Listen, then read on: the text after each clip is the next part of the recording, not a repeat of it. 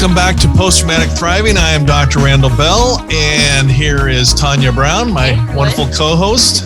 Hi, Tanya. Doing great. This is awesome. So excited. Yeah, and we're here with Geri Jewell, who pretty much everybody knows who Geri Jewell is. Geri and I, we hang out, and it seems like a lot of times we go out, she's recognized in public, as would be expected. Yeah. Geri's a big deal. If you've been living under a rock, Geri not just starred, but was the first disabled person in the history of the world to star on network television and Facts of Life. Visibly. Yeah. Yep. On Facts of Life. All right. And she's also a lawyer who corrects every little word. And then again, more recently starred on HBO, also did a lot of comedy clubs all over the place. Mm-hmm. We've been talking about some pretty heavy stuff. Yeah. And it's popped up. We're in Thrive Part 2, our last episode with Geri, where we're going to talk about still lots of really cool stuff. Mm-hmm. But, even though I've known you for years, Geri, I'm some of these stories I know, and some of them I'm hearing for the first time. And I just kind of want to caution the audience to be kind to yourselves, because it seems like a roller coaster where we're talking about Geri talking at the White House, and the roller coaster comes crashing down, and some freak on a train molests Geri. God. And Geri's been very authentic. Yes. But if you feel yourself triggered or overwhelmed, we would caution you to just kind of turn it off for a while, or whatever you need to do to make sure you're taking care of your own mental health. Make sure you're safe. Yeah. But the predominant message is coming through with talking to you, Geri, is that society is growing up. Society, I think, is getting better, because instead of masking these things and burying them, which starts an internal emotional war, this is very healing, even though it's ugly. Even though, I see faces in the room grimacing at some of the ugly stuff. But there's still lots of fun stuff to talk about.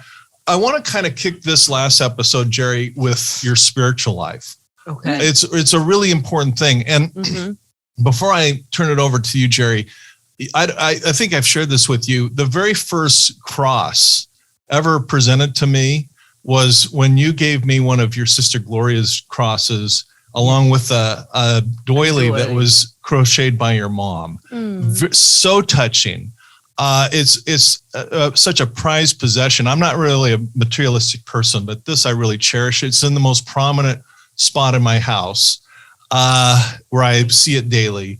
And I know that in spite of, and maybe because of the ups and downs in your life, spirituality is very, important to you. We've had a lot of conversations on this. What would you like to share with the folks out there about spirituality?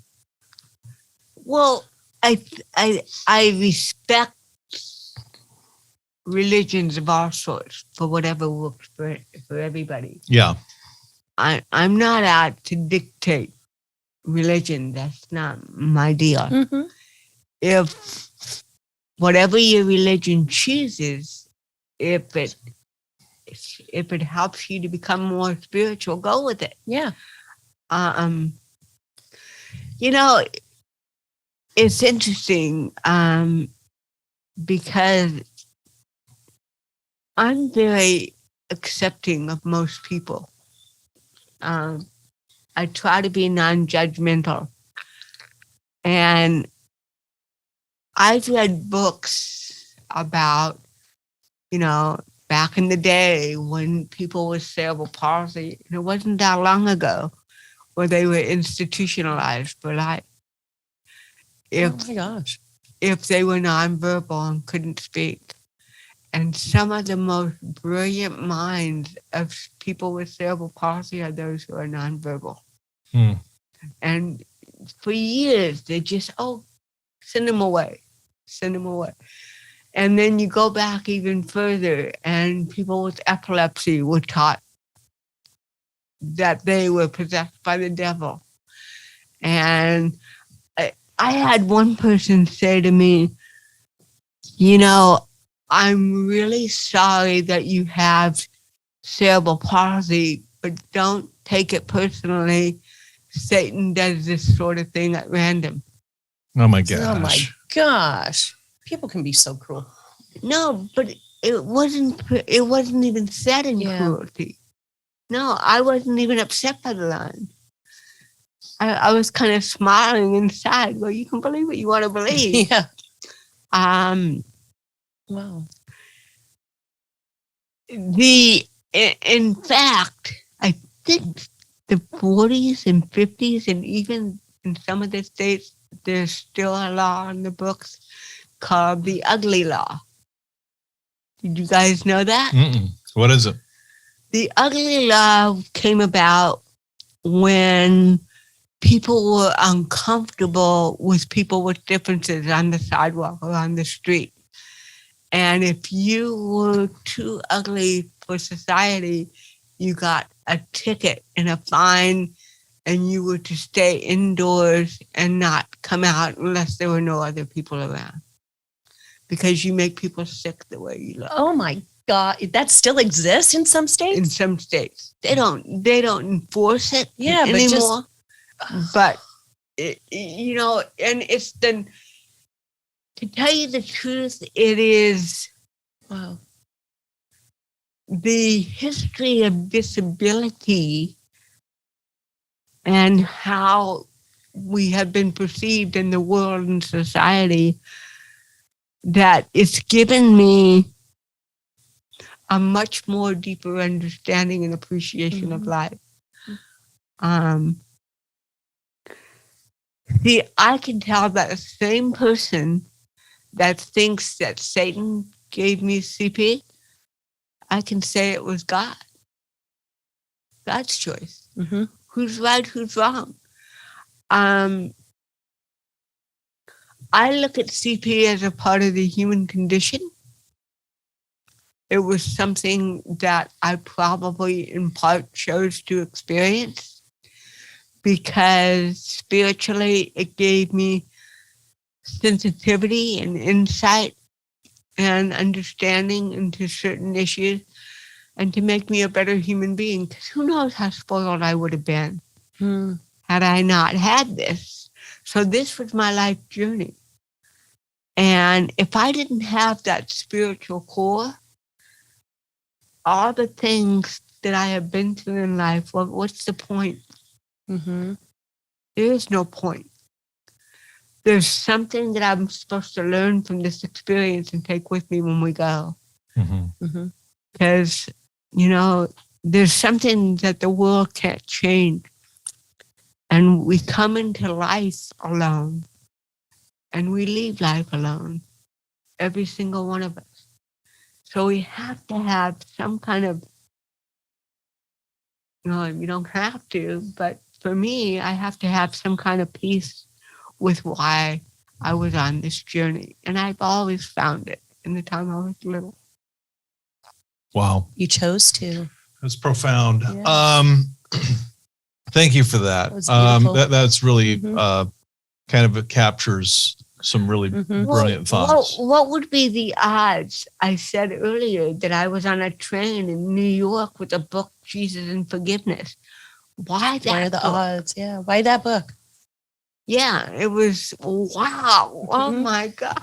Yeah. And that's in the last episode where a sexual predator backed off. Yeah. As a consequence. Scared. Yeah. He was terrified. Yeah. Yeah. And I'd be terrified if I were him too. Yeah. Because I think what goes around comes around. Yeah. So I want to change directions a little bit to kind of the fun side. I've shared a very deep secret with you some time ago that I had a crush on Marianne from Gilligan's Island. Yes. I know. And my uncle, Jerry Hopper, spelled with a J, Jerry Hopper was one of the directors of Gilligan's Island. I think I'd shared that with you. My mom's side comes from Hollywood, and all you people that fly around on unicorns and magic and magical money. No, but my uncle Jerry was one of the directors, And I remember when I was 5 or 6, I told Uncle Jerry, look, I need you to set me up with Mary Ann. And, long story short, he said he could set me up with Ginger, but not Mary Ann. And I was furious because I wanted Mary Ann. Anyway, Uncle Jerry couldn't make that happen, but you did. I mentioned this to you once, and you said, "Oh, I know Dawn Wells, who was the woman who played Mary Ann." And lo and behold, you and I walked down the red carpet and at her 80th birthday party, and I met her. Yeah. And she remembered my Uncle Jerry. So, I mean, that's so cool. It's so funny because driving around in LA with Jerry and a name comes up, she goes, "Oh, I know him. He lives right over." I know that. Here's her cell phone number. You're all kind of in a big club. Life must be kind of fun in that regard. Everybody, come on. Well, I know a lot of people. You know way more than I do, particularly of the Hollywood crowd. I mean, talk about that fun side of Hollywood. Liza Minnelli. I don't know if you want to share that. That's a great story. But all these folks that you got to know, any things that pops out you want to share? Like I said, my dreams have basically all come true. I mean, even when you get down to the nitty-gritty of this book, the foreword is written by Patty Duke. Oh, wow. Oh, I just got chills. And she did that for me in the 11th hour. Oh, wow. And I love Patty Duke. Her name is Anna Marie, actually, if you read her book. Oh, my goodness. So, I mean, she made another dream come true. Yeah. She gave me a gift. Of course I'll write the foreword for your book. That's sweet. And I told her, I said, well, it's pretty much a roller coaster. I mean, if you don't like it, you don't have to do it, Anna. And she said, Geri, and my life isn't a roller coaster. Sure was or is. Now, this is interesting. You want to tap on dreams. I know you want me to talk about David Cassidy and Liza Minnelli, but wait a minute. In 1982 was a magical year for me. It was my 3rd year on Facts of Life, and I was doing a TV movie with Robbie Benson and George Burns, and I had such a crush on Robbie Benson. When I was in college, he was cute. I remember. I had a teacher that BS'd his way in the class. A theater teacher who was found out, and he lied to all us students, and we wrote scripts for television, and he told me that mine was sold and that they wanted to meet with me. And the department chairman, Kalita Brown, called me in her office, and she said, Geri, I have something to tell you, and you need to listen very carefully. We fired Mr. So-and-so. He lied to a lot of you students so he could be your everything, Oh, you did this for me. You did this for me. There's nobody at CBS that wants to see your script. Oh. Wow. And I had already told my parents that I was going to CBS. There's a reason I'm telling you this. So instead of telling them the truth, I got dressed up in a pantsuit. I bought a little briefcase, and I told them I was going to CBS to talk with the executive producers about my script. And I figured, let's see, I have to drive to LA and drive back. It's a good 3.5 hours. I got to kill some time because I knew I wasn't going. So I drove to Huntington Beach and I bought a movie ticket, and I was the only person in the theater that afternoon. And the movie I chose to see was with Robbie Benson. And there I was alone in the theater with my dream love beside David Cassidy. Mm-hmm. And we'll get to Big Dave. And then bounced to 82, I get called by my agent, not the manager, not the one that went to prison, by my agent. Or the one living in your head. Who said So many agents. I was wanted for a movie, a television movie with Bobby Benson and George Burns. And I was like, oh my God, here we are again. Creative visualization. I was sitting in that theater in college thinking, oh, I want to work with him someday. Oh, I wish I could work with him. And here I am, 82, working with him. See, again, the power of the mind. So powerful. Yeah, so powerful. It is. It really is. Yeah. Yeah. It really is. As you have the vision boards or as you daydream, even, what you think about. I mean, there's a iconic book out there, As a Man Thinketh, and what thoughts go through your head eventually tend to turn into reality. Not always, but they very often do. I mean, there's so many books and movies. The Secret, is the more modern day I one. know all about The Secret. Yeah. And it's true. It's not, it used to be considered pop psychology, and now it's like mainstream. Everybody talks about it. You know what I'm going to do tonight? I'm going to take my vision board that's behind my dresser. I'm actually going to hang it up. There you go. Well, so I don't know which of these folks you want to talk to, but you've got to tell the David Cassidy story, because it's brilliant. Okay. I was in love with David Cassidy from high school on, and I covered my walls with pictures of David Cassidy. And then in 1982, he's going to be on Good Morning LA. So my friend calls the executive producer and says, Geri Jewell is a big fan of David Cassidy. She always wants to meet him. Can she meet him? And he said, yeah, of course. We'll put her past at the gate, tell her to come up to the green room and meet David. Oh my gosh. So wow. I changed my clothes at least 10 times that morning. Oh no, this doesn't look good. It's cute. I can see it. And I go up there and I'm sitting there with my friend Keith, who drove me there. And he goes, your dream's going to come true. You wanted to meet him since 1971. Wow. I know. David walks in and I was like, oh my God. Oh my God. He's walking towards me, Keith. Oh, stop it.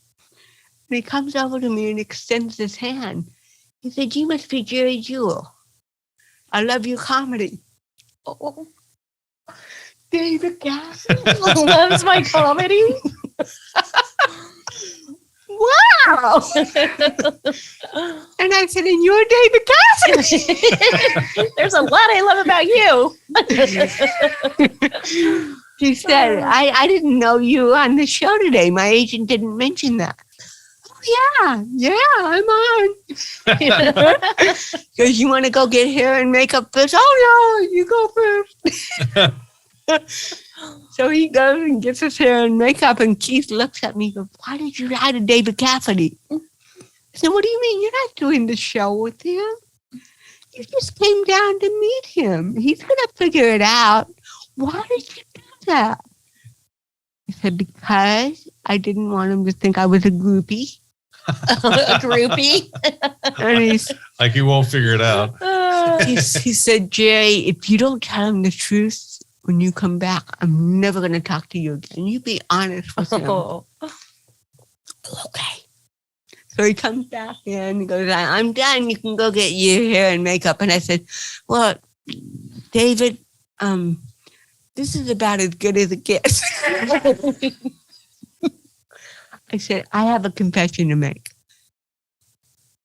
I'm not doing the show with you. I lied.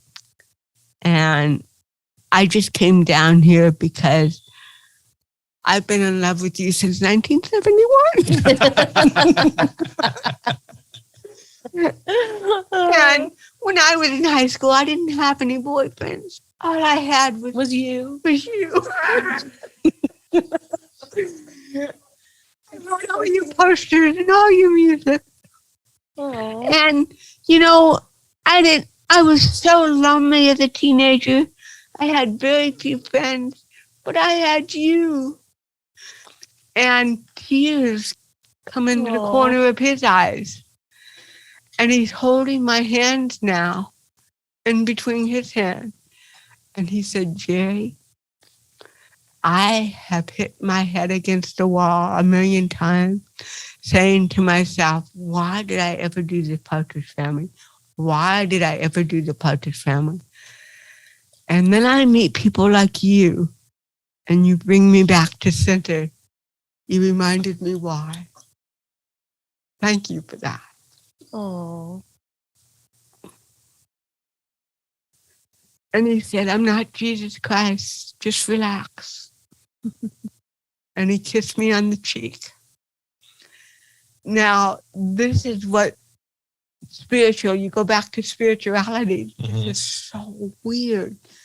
When he went to get hair and makeup, they mic'd him.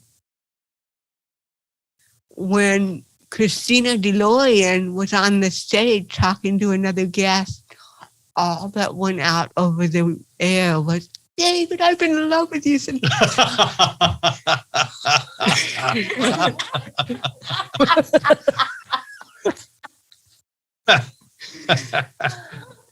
my God.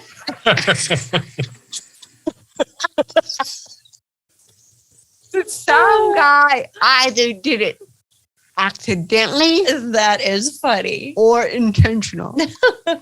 One or the other, but I still have it on a VHS tape. That You're is watching funny. Christina DeLorean's lips moving, and all you're hearing. That's so cute. That's awesome. So cute. I love it. Oh. And he was so sweet. Such a sweet man. Did you ever see him again? Or? I did. I saw him several times, and he was always a sweetheart to me. I sent him a copy of my book. Oh, cool. And because there was a picture of him in it. And he was flying a flight, and a friend of mine who's a flight attendant said, hey, guess who was on my plane tonight? David Cassidy. Really? Yeah, and I talked to him, and I told him about you. And he said, yeah, I know Geri Jewell. She just sent me a copy of her book. That's awesome. So I knew it got to him. Exactly. There you go. That's so cool.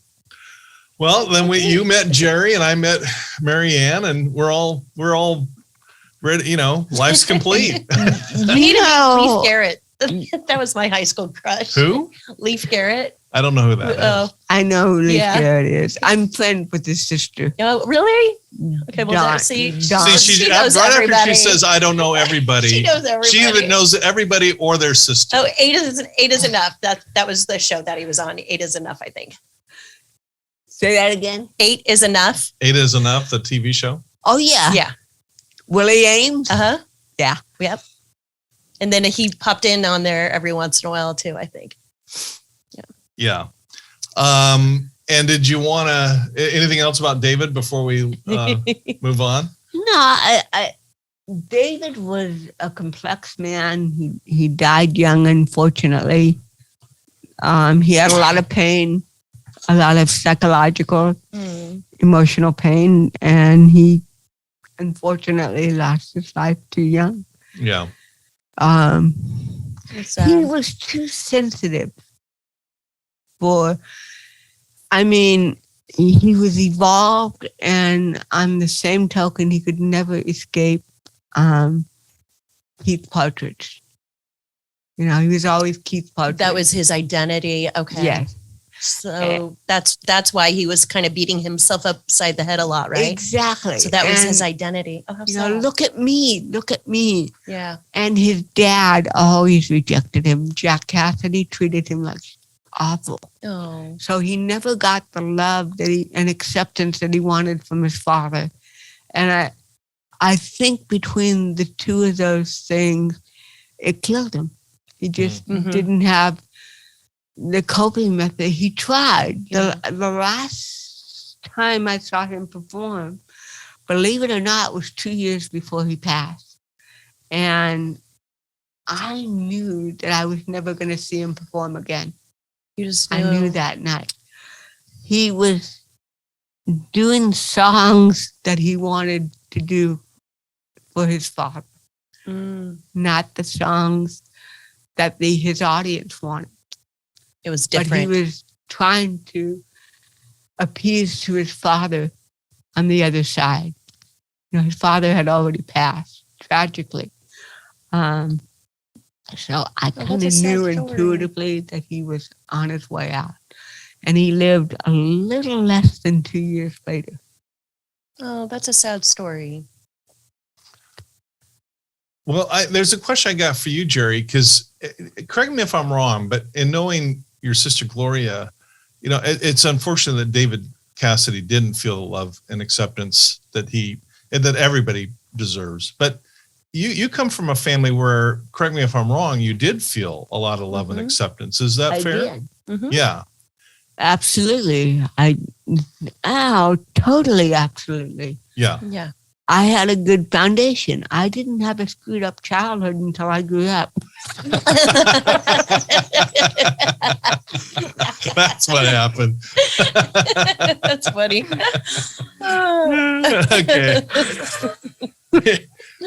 Well, one of the things I started to bring it up, but I really want to. You've been a great ally to the LGBT community, and I've tried. Yeah, and you've. I mean, what was it? Last week, were we at a show in West LA, or the week before? I forget. But we went and saw the lesbian performer and Judy Carter. Judy Carter, and we were in West LA or West Hollywood. I mean, and I've always gotten the sense that you've always been just an ally of some folks that have felt somewhat marginalized in society. Well, don't forget, I didn't come out until 2011 when my autobiography came out. Mm-hmm. I was in the closet for most of my career. Mm-hmm. And the 80s was particularly terrifying because I was on a G-rated show, Back to Life. Mm-hmm. And if it had gotten out that I was gay, and my career was dead at that time, you don't come out. And I was getting all kinds of mail, even threatening mail, saying, we know you're gay. Why don't you just come out and say it? And I can remember literally getting a pillow and a blanket and going in the walk-in closet and being there for days out of fear, terrified of being found out. Because I honestly, I hadn't had enough life experience to truly know what I really was, one way or the other. Life didn't provide me with enough life experience to explore that avenue. Does that make sense? Yeah, absolutely. Mm-hmm. So here I was trying to figure myself out, and I got the eyes of the public and the industry on me. It was absolutely petrifying. Mm-hmm. And I truly believe that in some way, I could never prove it, but I think in some ways that's what cut my stint on Back to Life short. Because that's a part of it. It wasn't the whole thing. A part of it, so many times we're judged by who we associate with. Mm-hmm. And I had a lot of people that weren't good people in my life that were just using me. I mean, look at my manager, Mm-hmm. And when people see who you hang out with, they go, whoa.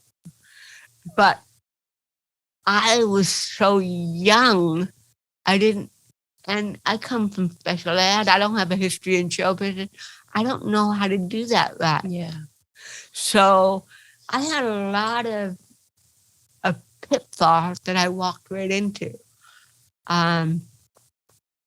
It was hard. It was frustrating because here, my dream came true, but the reality of it is emotionally, I'm still a child. I have so much to learn, and I have to do it in front of millions of people. These are stages of development that I should have gone through in grade school, high school, and here I was going through it in my 20s. Yeah. Yeah. So it was a difficult journey. And when I finally decided to come out in 2011, I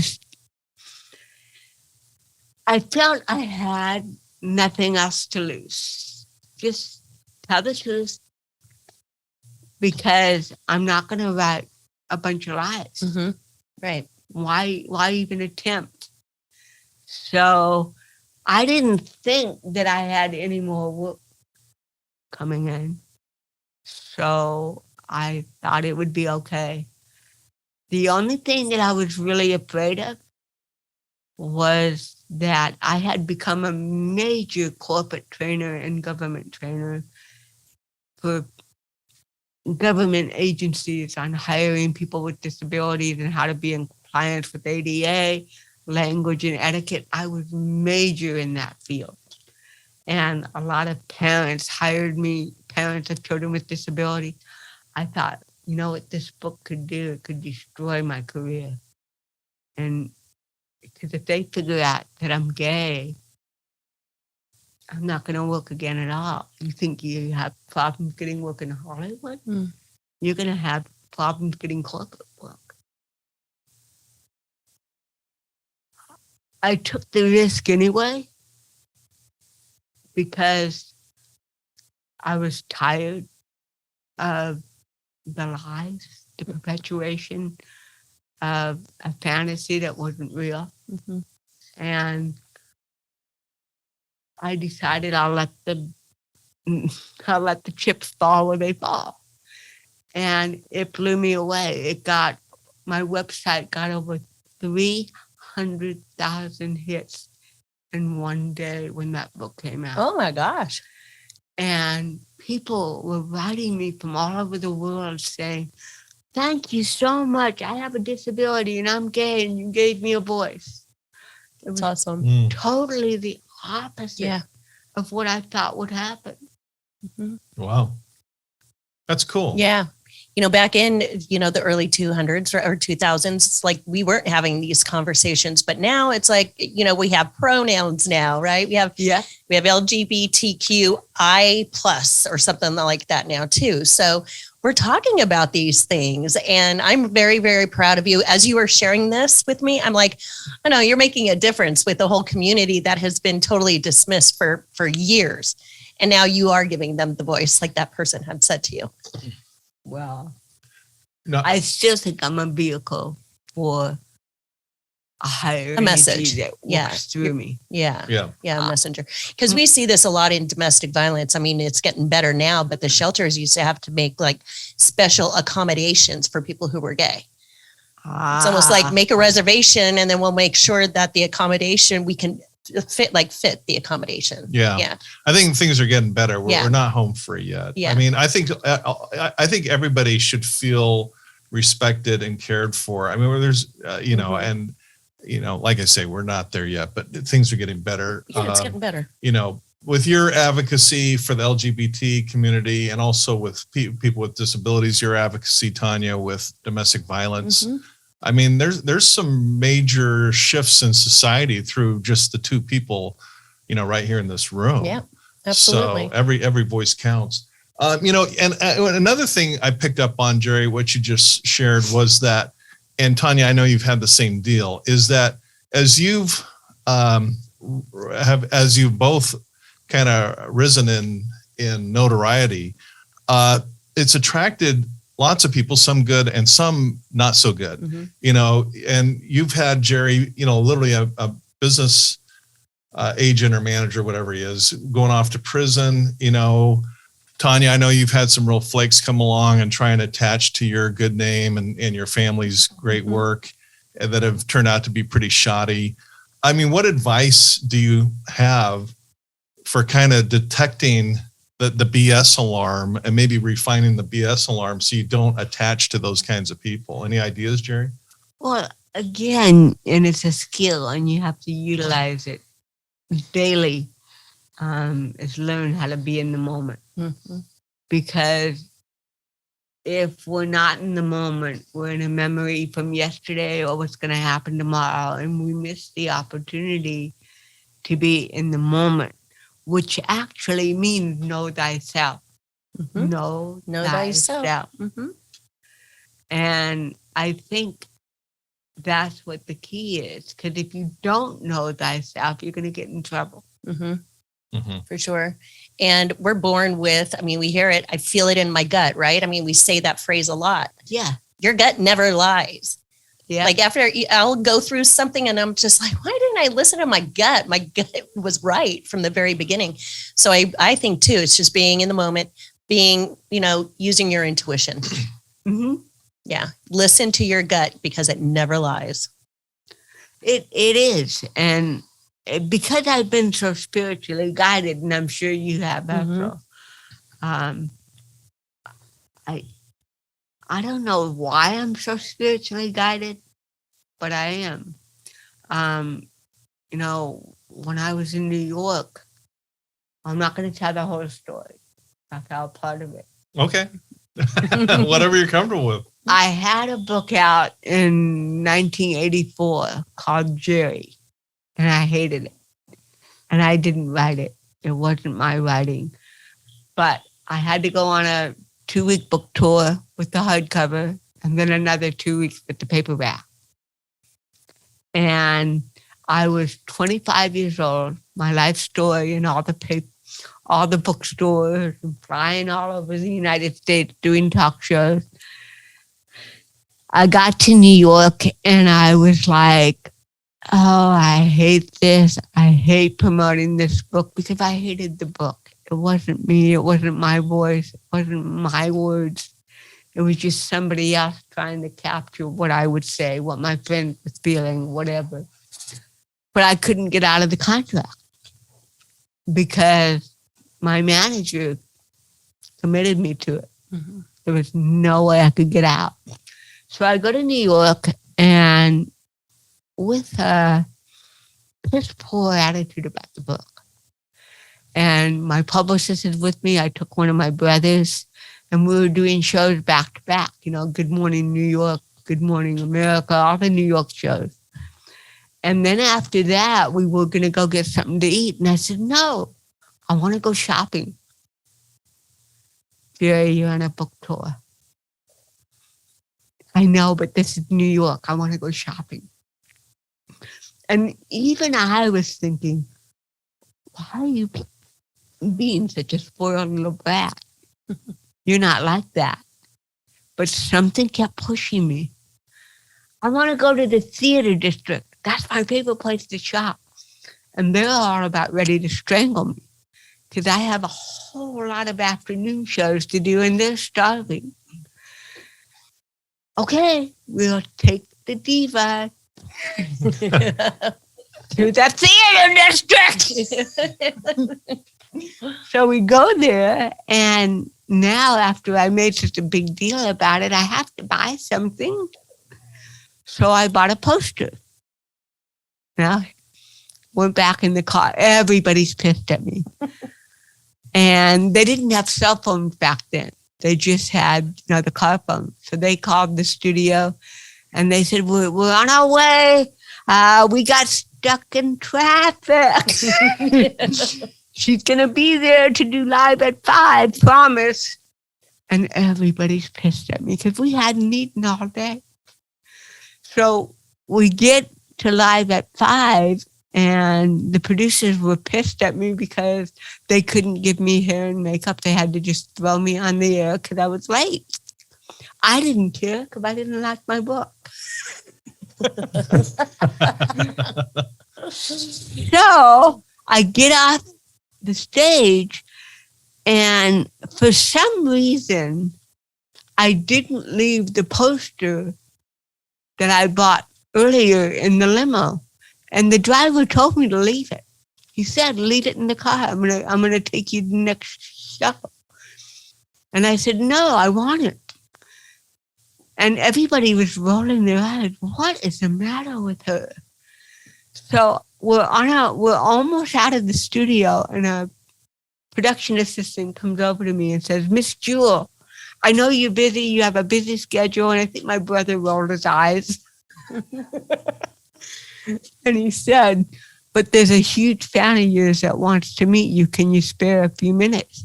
And everybody looked at me like, oh, don't you dare say yes. I said, sure, no problem. I walk in, and it was Liza Minnelli. And she said, oh, my God, I can't believe I'm meeting you. Oh my I have followed your career. I love you. You're funny. You're so good. Oh. And again, I was stunned. I said, Liza, I don't usually ask celebrities for their autographs. I know it can be rude and awkward, but could I please have your autograph on something that I bought with me today? Oh my gosh. Sure, no problem. And I pull out the poster that I bought at the theater district, and it was Judy Garland at Carnegie Hall. Oh. And she looked at me. She said, how did you know I was going to be here? I said, I didn't. And she said, do you know this is the only poster I don't have of Mama? And I was standing there with it. She signed it. And she asked me for my phone number. And she said, you know, I would really love to get to know you better, you know, when let's get together and be friends. I was like, Liza Minnelli? I said, well, what's your phone number? Give it, let me have it. And I said, I don't have a phone. You don't have a phone? Mm-mm. You don't have do you have a landline? No. Do you have an address? No. I don't live anywhere.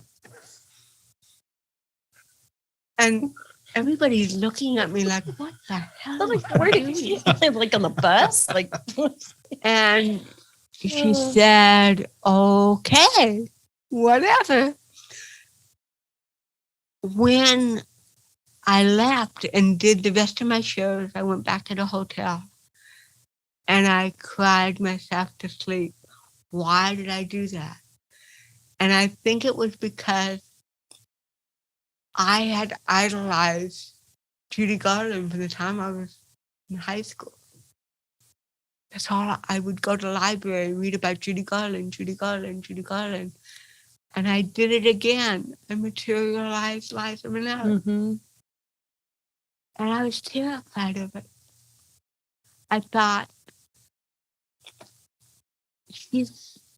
I can't be in this relationship. No. And I screwed it up before it even got started. Mm. See, now it could be looked at two ways. But I ran into Liza several times after that. Several times. Mm-hmm. I think Judy was, Liza's going to be here. Go there. Bring your poster. And we never became close friends, understandably. I mean, look at that. She tried twice to break through that wall. That time and one other time a year later. She couldn't do it 2 times. So she gave up. And I think it was too much. It was like, if I let her in and she doesn't like me, it'll destroy me. Because I idolized her. Yeah. And her mother. Yeah. So Sabotage. But again, look what I did. I created it. Yeah. Yeah. You sure did. How easy it is for all of us to sabotage a dream. Yeah, I can't, part of me wants me to just be judgmental and say, what the heck are you thinking? And I did the same thing. I was in an event. I ran into Bob Proctor. He actually endorsed my book, and he gave me his cell phone number. And something froze up in me, and I thought, well, I'll call him when I got something to call him about. But that went on too long, and he passed away recently. And it's like, why didn't I jump on it? Yeah. And I don't know what held me back. I don't know what held you back, but something's there. Either get out of your own way and let the magic happen, or you can look at it as maybe it was a blessing in disguise. Or you just screwed up. I messed that one up. No, what I'm saying is, no, listen to me. This is very important, because Liza had the nightlife. She hung out at Studio 54, and that's what happened the second time I ran into her. She wanted, to get together after her show. I froze up again. But let's say I went down that road with her and became friends with her. Maybe I would have tried, cocaine or any of that stuff that they were doing at that time. There you go. And I didn't. But if I saw a bunch of other celebrities do it in front of me, maybe I would have to fit in. There you go. So maybe it was to spare me. Does that make sense? Absolutely. Yeah, absolutely. Yeah, absolutely. Yeah. Okay. Could have gone to rehab together, You never know. One decision changes the entire trajectory. Yeah. All right. I got two more questions for you, Geri. First one is I just want you to riff and share whatever is anything else you want to share with the audience before my very last question. Okay. Is anything? That was a short answer. I can't think of a damn thing. Okay. Well, I guess I lied. I have two more questions. The next one's just yes or no. Is this the longest interview of your life? Yes, it is. Okay. Seriously. Success. Okay, very last question. No. There's lots of people out there hurting, whether it be disabilities or abuse or any kind of trauma. There's I call the difficult D's: death, disease, divorce, disability, drugs. They all seem to start with domestic violence, all kinds of things. They all seem to start with D. What is your very best advice that you can share with people that are really struggling through very real stuff right now? Again, and I've said this before, that you have to know thyself and what your true intention is, because that's what's going to carry you. Mm-hmm. If you don't know what your intention is in life, then you better get with it and figure it out. Mm-hmm. You can't blame other people all the time for everything that doesn't go right in your life. You've got to take accountability for your own action and believe in yourself. Believing in yourself is a big part of it. Yeah. Mm-hmm. Beautiful. How does one begin to believe in themselves? I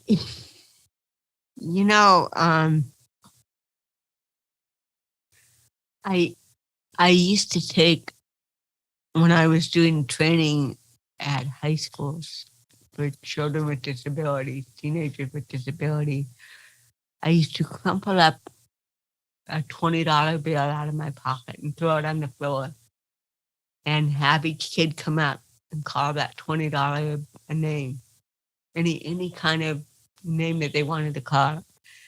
And I would put water on it, or milk, or whatever was there, or cereal, or whatever, and dump it on it. And then I'd lift and I'd have students step on it with their muddy shoes and then pick it up and show the students how much is this $20 bill worth. $20. It's the same $20 before it was abused by all of us. Mm-hmm. It has the same value that it had when it was crisp and shiny in my pocket. Don't ever lose focus of your real worth. Otherwise, you give it away. Wow. Beautiful. Yeah. Powerful. Geri, Jewell, thank you. We love you. I love you. I am just so thrilled to have spent the day with you. And even though we've spent a lot of time together hanging out, I've gotten to know you even better, which has really been wonderful. So thank you. You're welcome. Thank you so much, Geri. I mean, this has just been so hopeful. And I know there's going to be more than one person listening to this who's going to, get some hope from this. Yeah. Yeah. I hope so. Yeah. Oh, I'm quite certain of it. Yes. Thanks for being us on a post-traumatic thriving where we learn to dive, survive, or thrive. The choice is yours. All right. See you next time. Thanks for supporting our podcast. Be sure to like, share, and subscribe, and follow us on your favorite social media. For books, merchandise, or to donate, visit CoreIQ.com. Post-Traumatic Thriving is produced by CoreIQ, a nonprofit with a mission to teach the life skills we all need but are not taught in school. CoreIQ and the Post-Traumatic Thriving podcast are for informational purposes only and do not provide medical or mental health advice. Always consult with your licensed medical and mental health care providers.